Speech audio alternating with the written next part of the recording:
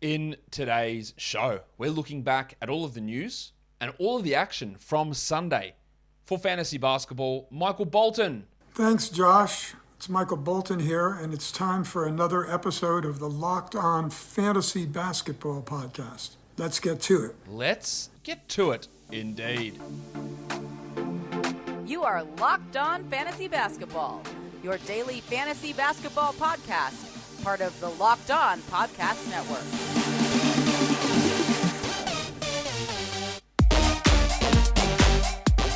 Hello and welcome to the Locked On Fantasy Basketball Podcast, brought to you by Basketball Monster. My name is Josh Lloyd, and I am the lead fantasy analyst at basketballmonster.com and at Yahoo Sports Australia. And you can find me on Twitter, as always, at redrock_Beeble, and on Instagram at Locked On Fantasy Basketball. This episode is brought to you by PrizePicks. Check out PrizePicks.com and use the promo code NBA, or download their app from your app store. PrizePicks is daily fantasy made easy. Thank you for making Locked On Fantasy Basketball your first listen every day. We are free and we are available on all platforms. There are 6 games on Sunday that we're going to recap, but there's a shit ton of news as well. So let's get into that right now, starting with an update across the weekend on Zion Williamson. I spoke about this on one of the shows across the weekend. I don't know, but I know this is the flagship show or whatever where most people listen. So let's give an update. Zion, the foot is not healing properly. He is going to be withheld out of basketball activities, and it's going to be a delay to his return. This, to me, rules him out of all of December. This, to me, makes it unlikely he is back before the middle of January. This, to me, increases the odds of him not playing this season significantly. I would be dropping Zion Williamson in fantasy leagues. I know he's going to be good if he plays and when he plays 4 minutes, but when the hell's that going to be? Right? Don't keep burning roster spots or having to burn roster spots because he's stashed in your IR. When he comes back after this long out, he's not playing 30 minutes a night. He's sitting back-to-backs. He's playing 20 minutes a night for weeks. It's not worth it. Move on. Jeremy Grant, torn thumb ligaments, 6 weeks out. We're going to talk more about the ramifications of that when I recap the Pistons game later on. But again, 6 weeks feels like almost, well, it is a minimum. It's reevaluated in 6 weeks, so we're probably talking 8. Maybe it's 7. Maybe it is 6, but it feels like minimum 6. Well, no, it is minimum 6. It feels like it's going to be 8. Again, in this situation, it's not the same as Zion where he's going to be significantly limited when he comes back. But if you don't have IR, he's not good enough to hold. And if you do have multiple players that need that spot, you got to drop him. It's unfortunate, but that's what happens. Zach LaVine joins a million Bulls players in the COVID protocols. You don't drop him, of course. They could get DeMar DeRozan back on Thursday. They could get Kobe White and Javonte Green back on Tuesday. They also lose Troy Brown to COVID protocols. At this point, they're one player above the minimum required to play an NBA game, so there is a chance that game gets postponed. But if White and Green are back and ready to go, then they'll be playing that game. Luka Doncic missed today's game. He'll miss tomorrow's game due to his ankle issue. He might even miss Wednesday's game.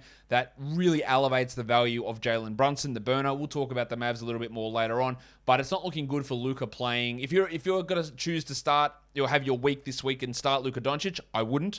He's a chance he misses at least 2 games. That's not great.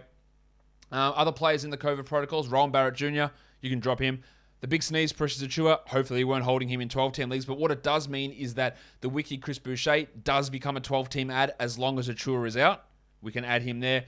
Jalen Brown is returning, but I would imagine he's going to be on a minutes limit for the Celtics. I don't think they're going to be going full balls to the wall with him. And Jim Butler remains on the sideline. Unfortunately, it won't be Caleb Martin getting his minutes because he is also in the COVID protocols, but looking at someone like a Gabe Vincent to step up and get a larger role and become at least a streaming option for us. It's time for a Watfo. This one is thanks to Matt Martinez. And Matt says, what are the odds that Ben Simmons is traded to Portland this season? Right, it's a very specific, traded to Portland. Now, there's, of course, 29 other teams in the NBA. There's also the chance that Simmons doesn't get traded. I would agree with Matt that Portland feels like one of the more likely teams, but Daryl Morey, it appears, is not all that interested in getting back CJ McCollum. Portland is not interested in trading away Damian Lillard. So I think the odds of it are pretty low. Now, the way this could happen, not a straight up 1-for-1, I don't think that goes down, but as a 3-4 team trade that gets Simmons to Portland and other players, McCollum goes somewhere else and other players get back to Philadelphia, that is a distinct possibility. That's why I'm not ruling this as like a 10% or 15% sort of scenario. I think we're looking at 33% here for Simmons to end up in Portland. I'm still, not convinced that it's going to happen. There apparently is momentum on a deal for Simmons coming from somewhere, but I'm not really, I don't know where it is. I don't have any inside track on that as to what team he's going to. If Simmons is on your waiver wire, like this is a common question I've been asked, hey, do I drop Zion and add Simmons? Yes. Yes, you do. That is a move that I would make. I think the likelihood of Simmons playing this season feels higher than Zion's at this stage. And then when Simmons does play, he'll be just full ball. Like minutes straight up, no problem. No resting, no limited minutes, nothing like that. So I do think that Simmons will get dealt to Portland. I'm looking at it as a 1/3 possibility, 1 in 3 possibility that he ends up as a member of the Portland Trailblazers this season. But I'm going to tell you guys, if you want to watch Portland Trailblazers basketball, you know where you do it. You got one device. You got your live sports device right there. You might even put a label on it that says live sports device. And then you got your other shows. Maybe you're ready to watch Succession, which, as I'm recording this, is currently airing. I cannot wait to watch it later on. You got another device for that. Then you got your highlights you watch on your phone. Maybe you want to watch KD's 51-pointer today. That on your phone. And you got your other login, friends, mates, login, missus, nurses, sisters, uncles, cousins, gardeners, TV repairman. They're login for something else. So I'm going to tell you about a simple way you can get all your entertainment together without the hassle. And finally, a great way to get your TV together. It is called Direct TV Streaming. It brings your live TV and your on-demand favorites together like never before. So you can watch your favorite sports, movies, and shows all in one place. That means no more juggling remotes and no need to buy another device ever again. And the best part, there is no annual contract. So get rid of the clutter and the confusion and get your TV together with Direct TV Stream. You can learn more at directtv.com. That's directtv.com. Compatible device required and content varies by package. All right, so that'll take us. We're not going to do most added players or most drop players because we just did that this morning with the waiver wire show. So let's go straight in and have a look at the games. First game of the day, the Milwaukee Bucks in an extraordinarily early game. They knocked off the New York Knicks 112-97. Big win for the Bucks there. Chris Middleton, who'd been a little bit down lately, 24, 8-4, 4 threes and 2 steals. Really good game from Chris. He possibly is a bit of a buy low because people are pretty disappointed with him. But even with all the disappointment, he's the 40th ranked player. Like, it's not like he's having a shit season. He's 40th. Giannis Antetokounmpo. Giannis Antetokounmpo. Big triple-double, 20 and 10, 11 assists, 75 from the line. Unfortunately, just 44 from the field. Giannis's field goal percentage has been disappointing a little bit of late, but overall, a pretty good line there. While Punch Bob had 19 and 10 with 3 steals and 3 threes in 30 minutes. And those of you who added DeMarcus Cousins, I know you're out there. I know some of you are listening to this. Please, what are you doing? 12-team leagues, see you later. There's no need. 14-team leagues, drop him, please. He's playing 12 minutes a night, and there's literally no other center getting those minutes. He is not worth holding on to. Grayson Allen, 12 points, 2 triples, 29 minutes. Not a bad game from Grace, but he's only like a 14 to 16-team league guy, and the big ragu, Dante De Vincenzo, is ready to return, probably this week. Now, I don't think, as I talked about on the waiver wire show, I don't think De Vincenzo's a must-roster player. He was barely a must-roster guy last year. In fact, I don't think he even was. And that's without Grayson Allen and without coming back from ankle surgery. There'll be stream value for him. He'll have some good games. He'll have some shit ones. But in general, I think he's going to be kept pretty low in minutes, and him and Allen sort of share that role. So I wouldn't be adding DiVincenzo, but I wouldn't be holding Allen either. Well, finally, a shit game from Pat Connaughton. 24 minutes, 10 points, 2 threes. He has somehow defied all logic and all of my basketball knowledge to maintain a 12-team league value. And I've consistently said he won't continue to do it, and he's proven me wrong and made me look like a right dickhead every time. Finally, Pat, I get one up on you, and you look shit. So that's good. 10 points, 2 dribbles. Hold him. I will not be moved off this position that I don't see how Pat Connaughton can remain a 12-team league guy all season. I might die on this hill and just wither up and look stupid for all of eternity. But I'm going to stick with what I believe. And that is that Pat Connaughton will not be a 12-team league guy. Drew Holiday had 13 points. Pretty low usage game there. Well, Rocket Rodney Hood out of nowhere. 14 points, 2 triples. Do not get excited about that. And I wouldn't get overly excited about old Grimy here. Quentin Grimes, 27 points in 40 minutes. Yes, Quentin Grimes played 40 minutes. Why? Because Rowan Barrett was out, Obi Toppin was out, and Alec Burks was also on the sidelines. Alec Berg. Grimes started, and I think he will continue to start without Barrett there. I also don't expect him to shoot 53%, to take more shots than literally anybody on the team, to play more minutes than literally anybody on the team. The 3 steals are nice. He can hit some threes. Sure, 14-team stream guy, have a crack at it. No worries. See what happens. 12-team must-add, get out of here. No way. Derrick Rose, 18, 2 and 7, 3 steals. We don't know when Burks will be back. We know that this team was completely limited and Kemba still didn't play. That doesn't preclude Kemba from coming back at some point. But adding Rose now is worth looking at. While the double royal, Julius Randle.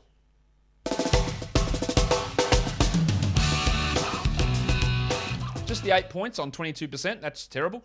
But 10 rebounds and 7 assists. I don't know. He just continues to remain painful to watch. While Quickly had 11 points, 5 assists, 2 steals. I think there is some appeal in having Quickly on a 12-team roster without it being must roster. And if you want to know how crazy this game was, Kevin Knox scored 18 points with 5 threes in 29 minutes.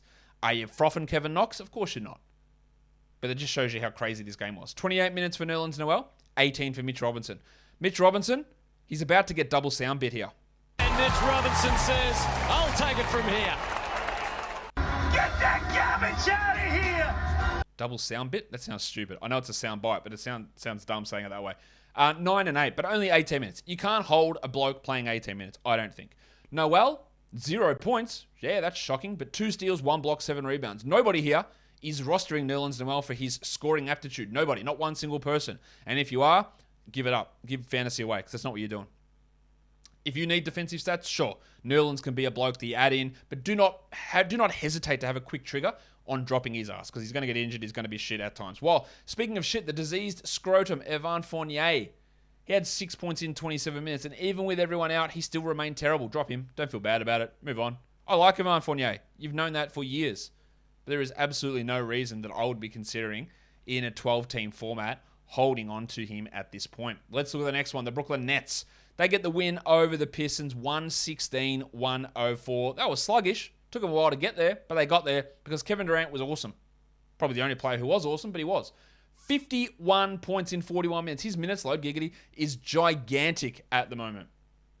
40 minutes a night over his last 7 games. 51 points, 5 threes, 7 rebounds, 9 assists, 1 steal, 2 blocks. Unbelievable from the line, unbelievable from the field. Just a spoiler, I reckon he might be the monstrous line of the night. What do you think? He is now the number 3 player this season, just dominating. LaMarcus Aldridge basically doesn't play fourth quarters anymore. That's something to watch. But he had 15 and 5 with a block in 25 minutes, and that's still useful. If he gets 25 in the first 3 quarters and produces those numbers, then we hold him. But it's one to watch. Patrick Mills had 18 points with 4 threes and 5 assists. He retains some 12-team value, very back-end 12-team value, while a bunch of players are out. And with Jimmy Harden resting, Cam Thomas played 29. He had 13, 4, and 3. He's looked pretty good when he's out there. I worry that there's just not enough opportunity for him when Harris and Harden are playing. Harris still away, of course. But deeper leagues, you want to pay attention to that. While Bembry, who was getting 30 minutes a night, is not. See you later, 17 minutes there. The Shark, Bruce Brown, played 23 minutes. Baby shark, He's nowhere near a 12-team league guy. Well, Jim Johnson got a spot start. He had 5 assists, but he didn't make me proud enough to play the song, so we can't do that. Well, Blakey Griffin got 9 minutes, and also David Duke. Yes, David Duke got some minutes. 9 minutes of them. In fact, 0 points. Let's talk about the Pistons, because they were playing without Jeremy Grant, and let's talk about Cade Cunningham. Martin, if you're watching, remember when you told me that Cade was a bust and that Jalen Green should have gone number 1 because of Jalen Green's competitive fervor, and you could just tell how much he wanted it, and Cade was too passive? Cade had 26, 8 and 6, 3 steals, a block, 5 triple shot, 50% from the field. Big usage. He is the 18th ranked player over the last 2 weeks. He is going to go on an absolutely gigantic run here. 50 fantasy points. Don't be shocked. He's 64th for the season. Top 50 finish is likely. Don't be shocked if he's a top 30 guy rest of the way. I think he's really good. And we are seeing that now. And we're going to get an opportunity without turnaround, pull up, Jeremy Grant, contested 2s for a while. They started, as expected, Hamidou Diallo instead of Grant. Stop. Have a time. And as expected, he wasn't very good. 11 points. Now, he is a guy that is highly, highly, highly overrated for fantasy. Every time he gets an opportunity to be a starter or minutes go up, everyone's like, yes, it's hammer time. Go and add him. And I go, maybe not. I don't buy it at all for him as a fantasy guy. If you want to take a flyer, no problem. Right, he is going to start. because Trey Lyles remains literally the worst rotation player in the entire NBA. But he's just not good. He has percentage issues. He doesn't hit many threes. He doesn't really get many rebounds or many steals. He's not a high usage guy. And he's going to get lost in that starting lineup. Stream him if you want. Don't get excited. Killian Hayes hurt his thumb again. He had a 1-1 with 3 assists, but he's only obviously a streamer. While the depressed penis. I thought before today my dick could not get any sadder. But then I saw this bloke and went, what are we doing here? Remember. It's hard when you talk quick. Remember when the draft happened? I hated that draft last year from the Pistons, and I looked foolish last season. Saddiq Bey is not good. He isn't good. Maybe it's because they're trying to make him do too many things, and he's better off being a much worse shooting Duncan Robinson. Maybe not given Robinson shooting at the moment. He's not good. If you want to give him the old Jack Armstrong, what's stopping you? Get that garbage out of here! He's shit. The Flaming Galah, Alf Stewart. Is that you, Mr. Stewart? Well, who the hell else do you think it'd be? Get in here, you pair of flaming galahs. 40 minutes. That's good. 9 points. That's bad. But 10 boards, 2 steals, and a block. He is a 12-team league guy, and they don't have that crutch of playing Jeremy Grant at center anymore, so they're going to have to play Isaiah Stewart more. Because let's be honest, Luka Garza's not an NBA player. Trey Lyles, he's not an NBA player either. They don't have any other options. Lyles played 8 minutes and went scoreless. Yeah, so if you added him in 12-team leagues, you can, kids cover him. You can fuck him off with the absolute quickness. See you later, Trey. But let's talk about some good things. And that is not Rodney Magruder. Let's talk about Saban Lee. I've mentioned him a million times on waiver wire shows. Hey, watch him. Long-term watch. Upside grab. Corey Joseph surely he's not going to play all season. Corey Joseph didn't play today. DNP-CD. Saban Lee played 28 minutes, had 17, 6 and 6, 3 steals, a block with 2 triples. Holy shit. Is it happening? Is it maybe happening? I know for sure if I'm in a 14-team league, I'm taking the flyer on Saban. Killian Hayes' thumb is rooted. He hurts it every single game. Corey Joseph's bad, and he's not conducive to development at all. Lee tore up the G League. Tore it up. And he brought that form across here. He probably is more of a steals and assists sort of streamer who does struggle with his shot. But if you've got dead weight, if you picked up Trey Lyles, mate, swap it. Add Saban, see what happens. I would possibly, I was going to say possibly and probably, and almost turned it into a melange of nonsense. I would probably add him over Frank Jackson. Now, Jackson had 25 points with 6 threes, but in true Frank Jackson style, he does nothing else. There is no worse assisting guard in the entirety of the NBA. 1 rebound, 1 assist. Nick Young looks at that and go, dude, you probably need to pass more. And that's Nick Young. This guy cannot pass. Cannot do anything. But when he gets hot and the shots go in, it looks great. So there is some streaming value there for him as a scorer and 3-point shooter. Yeah, I can see him. Yeah, Cade can play the 3. He's big enough. Lee, Jackson. Yeah, next game, though, it might be Diallo. It might be Josh Jackson. It might be Saddiq Bey. I don't know. But Saban's probably the most interesting player out of that group there for the old Detroit Pistons. Now, if I want to get strong, if I want to build myself up, if I want to be just an absolute ripped unit, what should I ask for Santa for Christmas? Dear Santa, I am a 41-year-old man who wants protein bars. He's going to go, mate, this bloke, is he all right? And I'm going to say, yeah, because anyway, I can get my Built Bars. I love them. Santa, you got to help me out. And you go, Josh, you're real lucky because my warehouse absolutely chock full, because I know the demand's going to be there for Built Bar. I go, Santa, how did you get so many? Well, long story short, Josh, I used your code LOCKED15, and I just bought them out. You bought all of them, Santa. That's amazing. Little Bobby's going to be so thrilled that he can get his Christmas wish and mine fulfilled at once. Santa's got all the flavors there. Cookies and cream, salted caramel, mint brownie, raspberry orange, and even the new flavors. Candy cane. He is absolutely rolling in those, Santa. So go, like Santa, to Built.com and use the promo code LOCKED15. That's LOCKED15. Why don't you get some of them into you? Get your stocking stuffed with Santa's bars right from BuiltBar.com.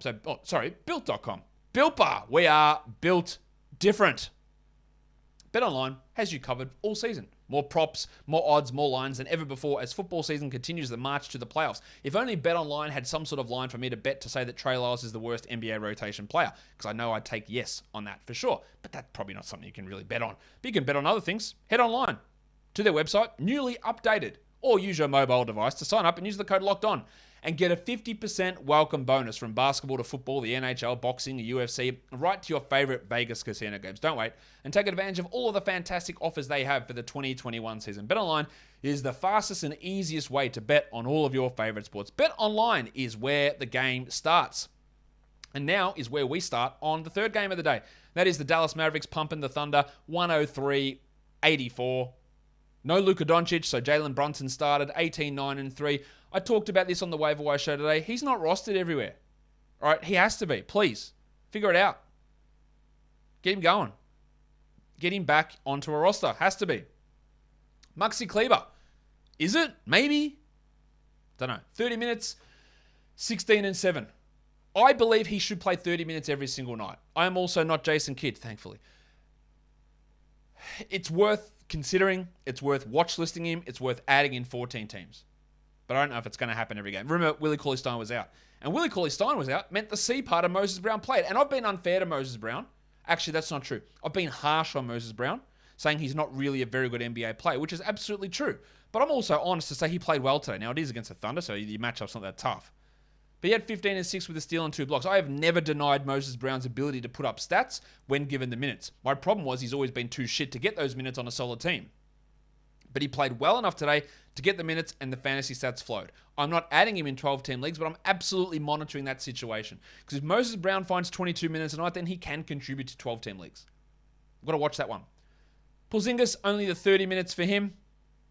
Porzingis. 13-7, not the best night. While Reggie Bullock had 6 points in a start. While Tim Hardaway, also dreadful, 6 points on 9 shots. No need to hold him. You can. No need to, though. I'd much rather drop him and take a flyer on a Maxi Kleber or even a Dorian Finney-Smith, whose line doesn't look sexy when you start with 8 points.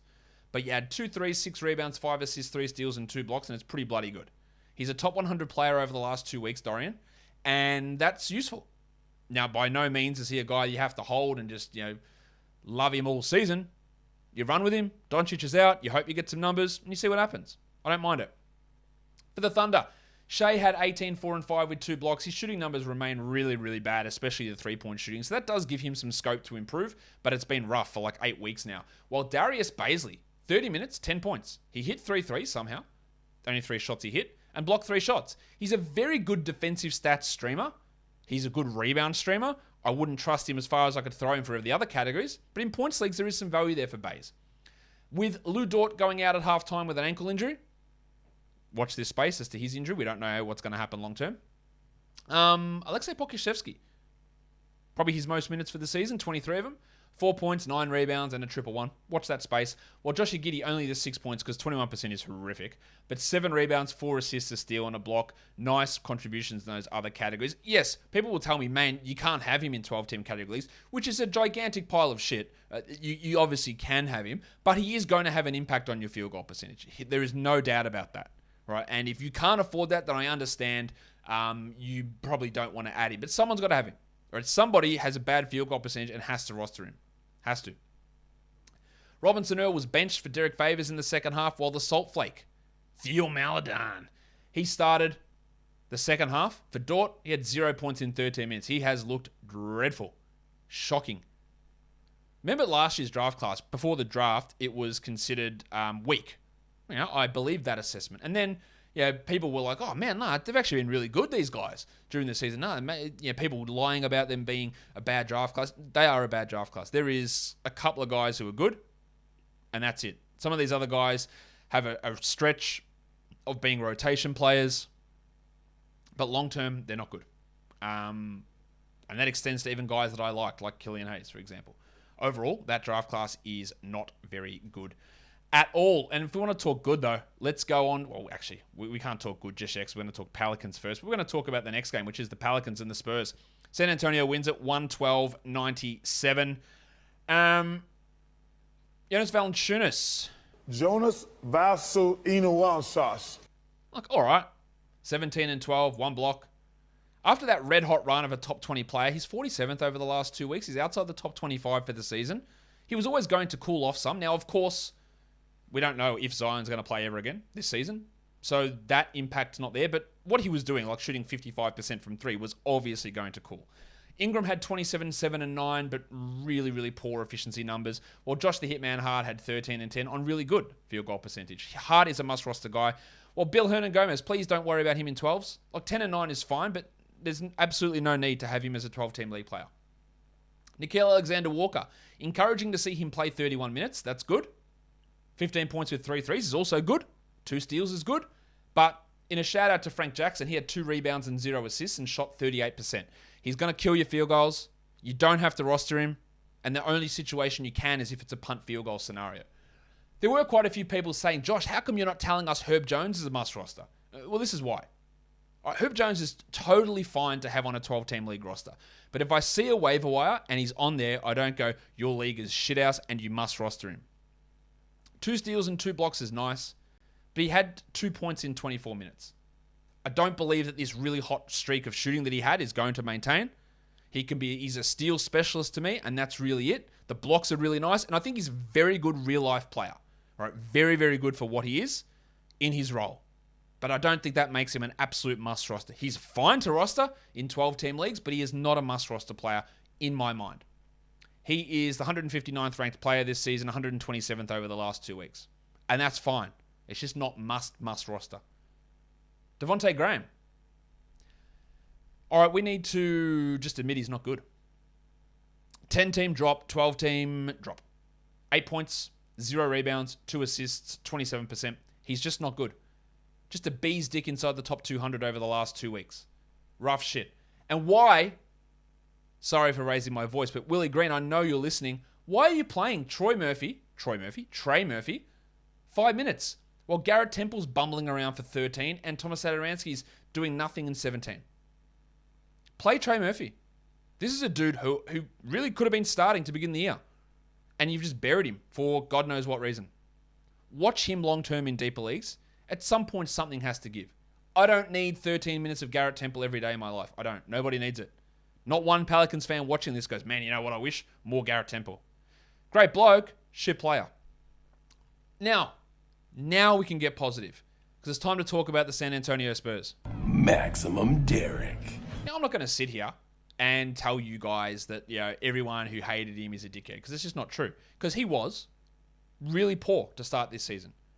And I said, look, I understand if you want to drop him. Personally, I will not do it because I fully believe that he is a good player. But I was starting to have doubts. But maybe he just can't be efficient anymore. Maybe the injuries have hurt him that much that the confidence isn't there and it's not coming back. 34 minutes for Derrick White, 24, 8 and 9, 4 steals and a block. But what this does do is that when I project him to be the 55th best player or 60th best player or whatever I did preseason, around that mark, and we're drafting him in that area, 4th or 5th round type area, it's because I looked at him and went, this guy should be the player to take on the large offensive role and to be that player that can do so much defensively, can get some assists, and can score and do it well. That's what I envisaged for him. And I looked like, honestly, I looked like a dickhead because he looked horrible. But I guess it helps me go, maybe you're not a complete moron. Maybe, Josh, you have some idea about viewing a player that way. Maybe because I was like, man, I just shouldn't have talked about Derrick White. It's just going to blow up in my face. I'm going to look stupid. He will still have shit games. No worries about that. He's also the 31st ranked player over the last 2 weeks. He's flying. DeJounte Murray, not great, but it's still a triple-double. 10 points on 39% is bad, but 12 rebounds, 10 assists, and 3 steals is really good. They're working all right together. Jakob Poeltl, forget the free throws. Forget them. You're never winning them. 4 of 9, but 83 from the field, 24 and 12, 2 blocks. He's really, really good. He's really good. Keldon Johnson isn't really good. 29 minutes, 17 points. Again, it always looks good at the start of a line. The 3 threes is actually good for him, but then nothing else. He's a great points league guy. A fantastic top 100-ish points league player. Had 25 of them here. But he's not a 12. He's not a 10-team must-roster category guy, and he's probably not a 12. Dougie McDirt added in 13 points. I'm really impressed by Trey Jones. If DeJounte Murray goes down, Trey Jones is a must-roster to me. Watch that one. Watch it. Although they could start Vassell. As for Vassell, I would hold him. It was bad, and it's been bad since returning. 2 points, 3 rebounds. That's bad. 14%. That's bad. But 1 steal, 2 blocks. Yeah, cool. Really good. I think he pushes and can be. Look, what is he now? This 128th in limited minutes. I think he should get 28 a night. Lonnie Walker's bad. 11 points on 11 shots in 22 minutes. He's a stream when you're desperate for points, and that is absolutely it. Well, Drew Eubanks played 14 minutes, and Thad Young and Bryn Forbes both out of the rotation as the Spurs did a really good job. So let's go on to the next game. The Minnesota Timberwolves. They end up getting the win over the Portland Trail Blazers. It was 116-111 in the end. D'Angelo Russell was back. They said there might be a minutes limit. He played 35. He had 16, 5, and 5. Shot poorly again, but nice counting stats. Russell's been playing really, really well this season and continued with another nice night. Well, Goose, Anthony Edwards.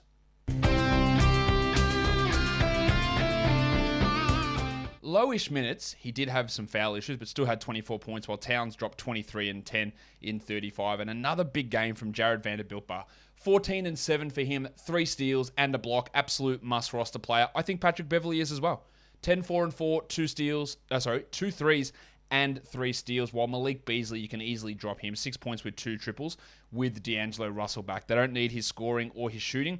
With Russell back in the lineup, if Russell goes out again, then you can go and add him back if you like. Now, for the Blazers, they made a change. They put Robert Covington on the bench and Larry Nance starting. So Covington, of course, played 33 minutes and had 3 points, 5 rebounds, 3 assists, 5 steals, and 4 blocks for an absolutely gigantic game. He only shot 1 of 6 from the field, but the reason he played so much is because Larry Nance had 2 fouls in 4 minutes and 3 fouls in about the first quarter, and Covington got extended run there. And then he ended up playing really well defensively. We know that Covington has not been good this year. Barely top 150, outside the top 200 over the last 2 weeks, really trending down, and then Nance's foul trouble gave him the elevation here. I don't think this is what's going to happen every night. Clearly, 5 steals and 4 blocks isn't going to happen every single night for Covington. I think we treat him as a steals specialist with some blocks added in and knowing that this isn't going to happen all the time. They also started Nasir Little over CJ McCollum, but it was Anthony Simons who really benefited. 32 minutes for Simons, 26 points, 6 dribbles. He looked really good. He's fine as a 12-team league guy, while Little played just 20 minutes and had 10 points there with a block. Hard to look at that and say that's must roster. Fine if you want to hold, but not must roster. While Larry Nance ended with 25 minutes. 8, 12, and 3 is not bad. Bad free throw shooting, but given the fact that he played 25 minutes despite foul trouble, I would expect him to play 30 minutes next game. And I think if you did add him in 12-team leagues, you want to hold. Lillard returned, and the shooting is still horrible. 29%, 24, 11, and 6 are good counting numbers, but cannot hit shots. His free throws were bad. He looks still to be in discomfort. I'm going to be pretty surprised if this is the only stretch of time he misses due to this injury. Well, Yusuf Nurkic was bad. He just played poorly. Had foul trouble, 8 and 7 in 21 minutes. He just was not good, and they played really small a lot of the time. I'm not doing anything with Nurk. We're not dropping or anything, but that was a really, really poor performance from him in this game. But obviously some interesting things happening. Dennis Smith, a clear drop. With Simons and Lillard back, there's no need for him. He played 4 minutes and is not going to be... he's a guy that when the opportunity's there and he gets the minutes, he's going to produce, but clear, absolute drop. That was always going to be the case. When those guys returned, those guys have returned, so you can move on from Dennis Smith Jr. All right, so let's go to the last game of the night. The Magic, it was close. They were leading at halftime. And then the Lakers get over them 106-94. The Lakers took their foot off the pedal a bit in the fourth quarter, but it was a ridiculous... I think the Magic shot 9% for the quarter in the third, and a huge turnaround of events in that quarter. For the Magic, Wendell Carter Jr., another big game. 16 and 8 in 33 minutes. He continues to play at a really high level this year. I still think that he's a superior player to Bumba, and I think it's probably going to be Bumba that hurts more when Isaac eventually returns to whenever he's planning on doing whatever he's planning on doing. I don't know. Well, Bumba did hurt his ankle in this one. Just the 12 minutes, 2 points, 2 blocks. Still got a hold, Mo, of course, but not a great night. Terence Ross, 33 minutes, 15 points, 3 steals, 2 triples, 6 rebounds. Pushing into the top 150 over the last 2 weeks. Wouldn't say he's a must, but also not a terrible stream option and a solid 14-team league guy, while Cole Anthony, inefficient, but 21, 6, and 5. Franz Wagner, he did his thing again, if I could find the sound drop. 20 points, 2 triples, 7 rebounds, really good stuff. Big usage for him as well, and he continues to play at a very high level, top 50 over the last 2 weeks. Obvious must-roster player. We'll see if that changes, but good for now. While Gary Harris, who had been playing well, not as good here. 2 triples for 6 points in 33. And Roderick Hampton, man, he's been hugely disappointing. 5 points, 15 minutes. They're not giving him the playing time. And, of course, Trim Rakiki, 2 points on 11%. Yeah, I knew he wasn't really going to have too much of an impact on Wagner once the season started, and obviously that's pretty obvious now. For the Lakers, LeBron James. Fucking goat outside. It's just a goat. No, it's a fucking goat. Man, he was unbelievable, wasn't he? Top 5 player this season in category leagues. 30 and 11, 10 assists, 3 blocks, 3 threes. Really put him away, and it was a massive game from Taylor Horton-Tucker. 19 points with 3 threes, 7 steals. Now, those steals, a lot of those came in the last 2 minutes. So it was still a good line, but he really padded it towards the end. I'm not looking at him as a must-roster 12-team league guy, but this was obviously really good. While Carmelo Anthony had 13 with 3 threes and 2 blocks, and Westbrook 19, 7, and 5. They started Dwight Howard with Anthony Davis out. He also racked up the defensive stats. 4 steals and 2 blocks for Dwighty. While Avery Bradley, who had been playing well the last 2 games, didn't do too much. 6 points, 2 dribbles, a steal, a block. He's only a deeper league guy, while DeAndre Jordan found 10 minutes of action. Also, Malik Monk is rostered in a bunch of fantasy leagues, bunch of 12-team leagues. He shouldn't be. The role and the production is too inconsistent, and Austin Reeves played more than him here today, 25 for Reevesy, while Monk played 18 minutes for 2 points. It's just too hard to rely upon him for enough playing time and enough production to be useful in a 12-team format. All right, that'll take us across now to the lines of the night. The monstrous line of the night goes to Kevin Durant. Big game from Durant. The waiver wire line of the night goes to Quentin Grimes of the Knicks. The young gun of the night is the sly hog himself, Cade Cunningham. My name is Richie Cunningham. And the dud of the night, because he's rostered in like 75% of advanced leagues, it is Dennis Smith Jr. Obviously, he's a droppable player. The top 10 players today, at number 1 was Kevin Durant. At number 2 was Derrick White. 3 was LeBron. 4 was Cade. 5 was Quentin Grimes. 6 was Chris Middleton. 7 was Saban Lee. 8 Giannis. 9 DeJounte. 10 Anthony Edwards. Your guys available in over 50% of leagues. Grimes at 1. Lee, bit of a 14-team league streamer option. Ben McLemore, wouldn't worry too much there. Terence Ross, good stream option for 14s and maybe 12s. Rocket Rodney Hood, don't care for that. Frank Jackson, 12s, no problem. As a streamer, of course. Muxie Kleber, probably more 14, but maybe knocking on the door. Darius Baisley, a nice 12-team option for points. While Taylor Horton-Tucker, yeah, good game, but I wouldn't trust it. Probably more 14s there as well. While Moses Brown, keep an eye on Moses. Add him in 16, and then we'll go from there. And then on to points leagues. Durant was at number 1, followed by White, James, Antetokounmpo, Ingram, Cunningham, Pirtle, DeJounte, Chris Middleton, and Saban Lee. Guys, that will do it for me today. Don't forget to follow this podcast on Apple Podcasts, Google Podcasts, Stitcher, Spotify, and on the Odyssey app. If you're here on YouTube, thumb it up. Leave your comments down below, guys. We are done here. Thank you so much for listening, everyone. See ya.